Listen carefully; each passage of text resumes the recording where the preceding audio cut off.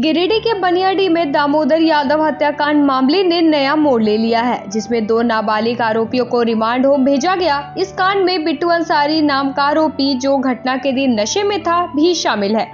मंगलवार को भाजपा प्रदेश अध्यक्ष और धनवार विधायक बाबूलाल मरांडी मृतक के घर पहुंचे। उन्होंने दामोदर की पत्नी और बच्चों से मुलाकात कर उन्हें ढाढ़स बंधाया और पार्टी की तरफ से हर संभव मदद का आश्वासन दिया। मरांडी ने कहा कि वे सीसीएल से परिवार के एक सदस्य को नौकरी दिलाने की कोशिश करेंगे। परिजनों से मुलाकात के बाद बाबूलाल मरांडी ने हेमंत सरकार और जिला प्रशासन पर निशाना साधते हुए कहा कि बनियाडीह में बांग्लादेशी घुसपैठ के संकेत साफ है। उन्होंने मांग की कि पूरे इलाके का सर्वे कर अवैध रूप से रह रहे लोगों को चिन्हित कर तुरंत हटाया जाए। मरांडी ने कहा कि ये लोग नशा कर अपराध का बढ़ावा दे रहे हैं और सरकार को वोट बैंक की राजनीति छोड़कर सख्त कार्रवाई करनी चाहिए। पत्रकारों से बातचीत के दौरान उन्होंने स्पष्ट किया कि इलाके में घुसपैठ पर किसी को शक नहीं होना चाहिए।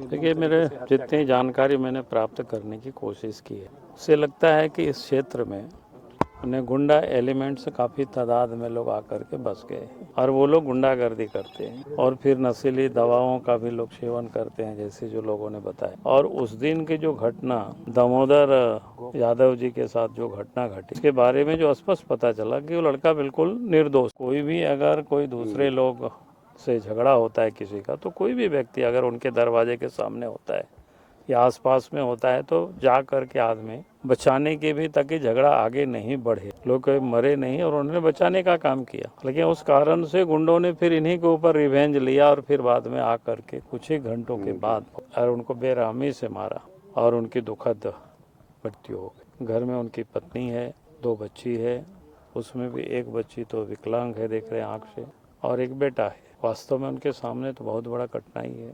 तो यहाँ 2 विषय होता है कि एक तो सीसीएल प्रबंधन से भी हम कहेंगे, क्योंकि सीसीएल के कर्मियों को बचाने के लिए उन्होंने संघर्ष किया, यह प्रयास किया था और उसके बाद उनकी हत्या हुई। तो सीसीएल को निश्चित रूप से इनके परिवार के योगक्षेम की चिंता करनी चाहिए। जो भी लोगों ने डिमांड किया है, हमने कहा है लोगों को लिख करके एक बार सीएमडी को नाम से लिखो, हम भी बात करेंगे। तो सीसीएल को इस परिवार को सहयोग करना चाहिए। और दूसरा, जो राज्य सरकार है, जो इस क्षेत्र में गुंडा तत्व जो बसे हुए हैं, तो ऐसे लोगों को ढूंढ करके इधर से हटाना चाहिए, बाहर करना चाहिए। जो जानकारी मिल रही है, इलीगल तरीके से भी बहुत सारे लोग बसे हुए हैं इस क्षेत्र में। तो जो भी इलीगल तरीके से बसे हुए हैं, फिर उन लोगों को वो, अगर इसी प्रकार से गुंडागर्दी होते रहेगी तो पता चला एक दिन जनता ही खुद कानून को अपने हाथ में ले रही है।